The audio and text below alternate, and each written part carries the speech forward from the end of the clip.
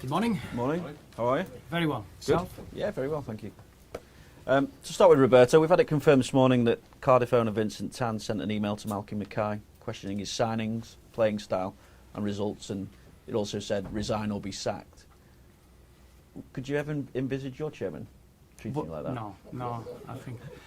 I think it's fair to say that relationship is the most important one in a football club, and obviously I cannot comment about other football clubs because I don't know the ins and outs, but probably that makes me even more satisfied with what we got in our football club. I think I've been very, very impressed, and I said it before about our chairman, and I don't think he's been getting the credit that he deserves over the years. All I had from him is support, and that relationship, I do feel that's the start of everything that happens in the football club. So it's infectious, and it has to be infectious in the right way and in a positive way and in a healthy way. So I couldn't be happier to have our chairman with the way he is and the way that he's been helping our football club. Have you got the perfect setup then to move this club forward, you feel?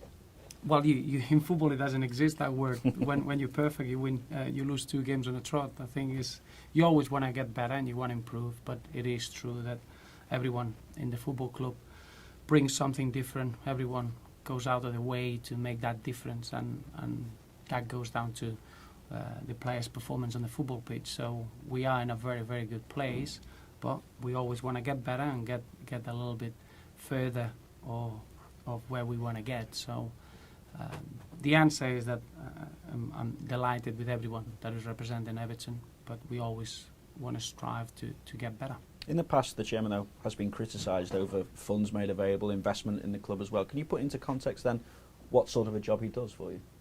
Well, I think in football you can always never have enough money if that's the way you wanna try to run the football club. I think what we are is a football club with an incredible history and incredible passion around the football club, and that's the biggest strength that we have. The finances that we have, what we need to do is use them well and be creative with it. I've got no problems whatsoever with that. If anything, I could tell you that the chairman and the board, they're always supportive. They always want to find a way to allow me to do things in the playing staff, and I couldn't be happier with what we got behind the scenes. And the fans should know that. Sometimes it's all too easy to blame the finances when the things are not going too well. I think finances, what they give you is probably results straight away. When you haven't got finances, what you need to do as a football club is support each other, get together, and allow the time to bridge that gap that finances could bring. But I think the youngsters can bring you that. To have good characters in the dressing room can give you that, and that's what we got in our dressing room. What sympathy then do you have for the situation that Malky finds himself in? Well, you want managers to be supported, and you want them to enjoy their roles, and I cannot comment too much because I don't know what's internally, but I can guarantee you that from my position, that relationship is essential. I think the manager's position can be a lonely place, and you need the support from upstairs. That's clear. That's why I'm delighted that at Everton we got that in abundance. The support that you get, do you expect to see that in terms of signings in the transfer window as well then? Well, I'm going to be judging how the squad is, and I've said it before, I've got 2 long-term injuries that probably there were 2 players that they were going to have a big role. Aruna Kone and Darren Gibson are players that we're going to miss for a long period, and those are 2 players that I would like to replace for the short term, and that's what I'm going to look into it. But I'm delighted with the squad. I'm very, very pleased with the blend that we have, and it's important that we use the transfer window in our advantage. And sometimes bringing players for the sake of it can disrupt what you got in the club, and I will never do that.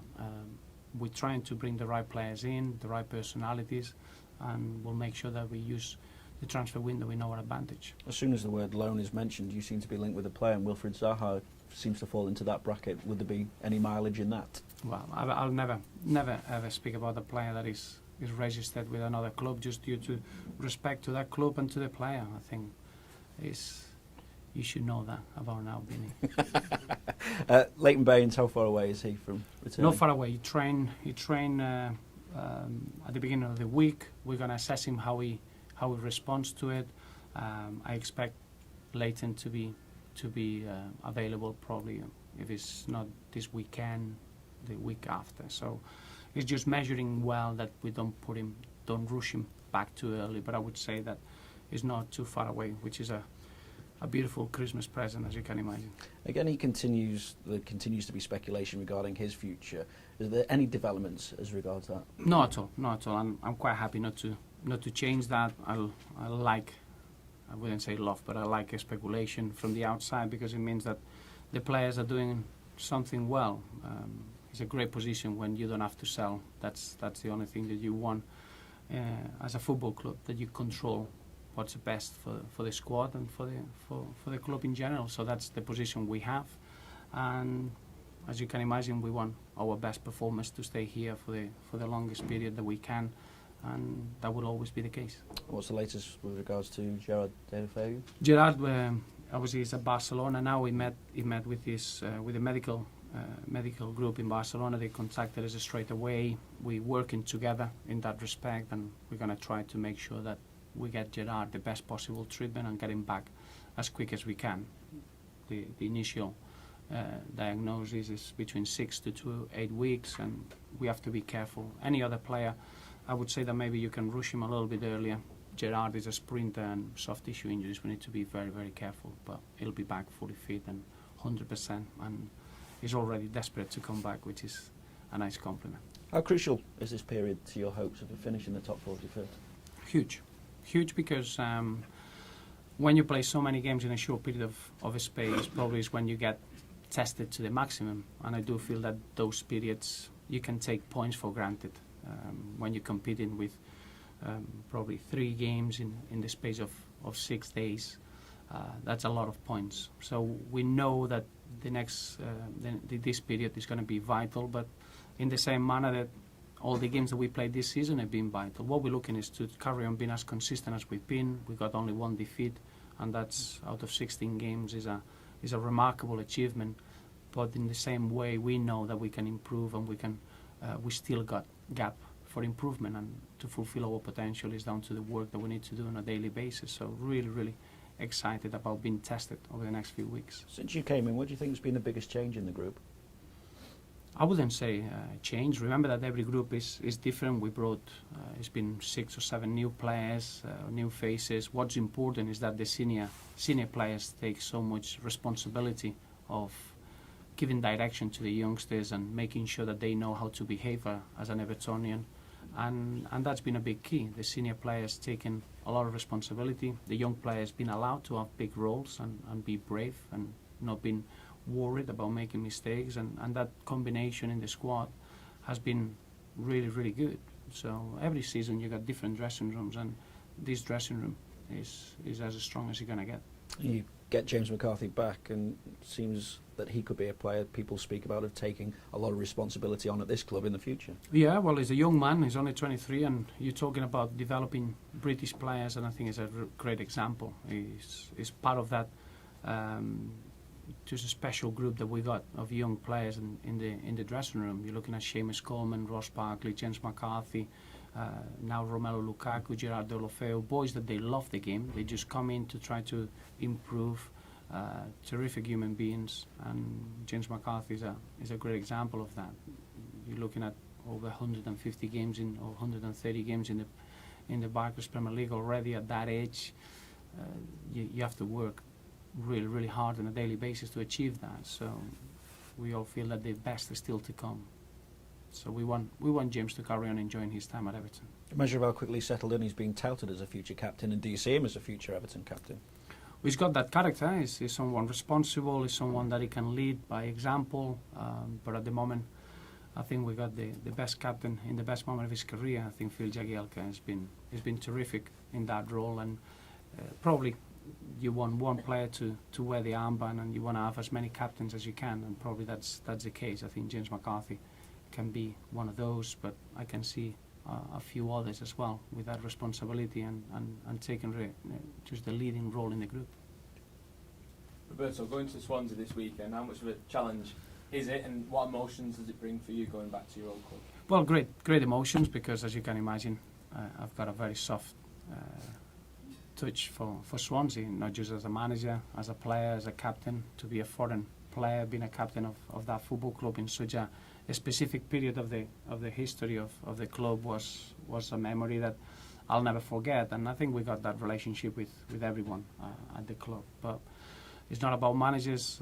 It's a very, very important game for both football clubs, two teams with a very, very similar football philosophy, football concepts very similar. It's going to be a real fight to control the football, as you can imagine, and it's going to be a real test for us. I do think that what Swansea have achieved over the last 10 years is an incredible achievement, and I think they just showing a real model of how to develop a way of playing and how to be successful with it. So I know it's going to be really, really, really tough, but it's a game that we're looking forward to. I think they've won just 2 in the last 12 games. Is that evidence of how difficult it can be for teams when they start out in European campaigns when they're not previously used to it? You do. It becomes demanding. Remember that everyone thinks that is a physical demand. It's the mental fatigue that people are not used to it. You need to travel all over Europe, and you need to come back, and in 48 hours you need to face another game in the league, and probably that drops a little bit your level, and that's how demanding it is to play European competitions. But I'm sure that it's been a great experience, and the football club will be better from it. So it's got its pros and cons. Probably now is affected in terms of the amount of points that this season they have, but as a football club they're stronger than they were last season, and I'm sure that they enjoyed the experience, and they're still involved in it. You mentioned that Leighton Baines is nearing a comeback. How much of a dilemma have you got now, considering how well Brian Oviedo's played? Well, I really enjoy those dilemmas. I would love to have 10 dilemmas every time I need to choose a team. I think it's important. You can have enough outstanding performers, and I think it's fair to say that Leighton Baines is in his best moment of his career, and Brian Oviedo has been a terrific performer in the last 4 games. So good players are always needed. Has Brian done better than you thought he would? No. I think what Brian always surprised me is that through the periods of frustration, as you can imagine, a full international that is going to go to the World Cup, he had to bide his time, and he never ever dropped his standards. Always consistent, always a big smile in his work and in his play, and it was just a matter of waiting for that opportunity. Never ever surprised me.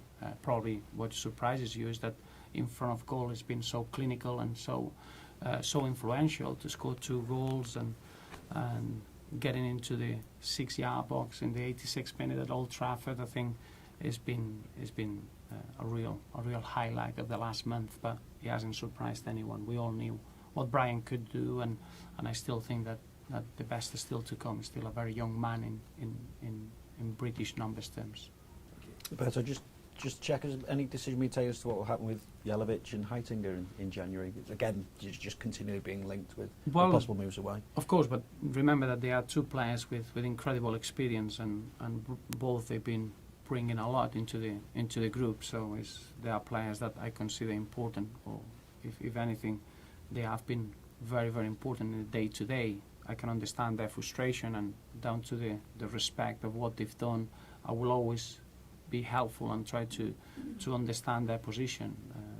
They are full internationals, that they are looking to get into the World Cup, so you understand that they have to play minutes. But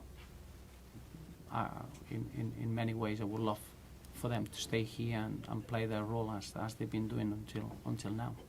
Are there any approaches for No, not at the moment, no. You said Leighton will be back next week. Would that be for Boxing Day or next Sunday? Well, it's already been introduced to training. What it is that we need to see how the injury reacts. If it's got no reaction, it'll be available to play on the Boxing Day, probably even earlier to be available. But it's just depending on how the next 2 days show that in his foot. So we're not far away, but we need to make sure that we don't rush him back too early. It's such a busy period that we cannot afford a setback on his rehab.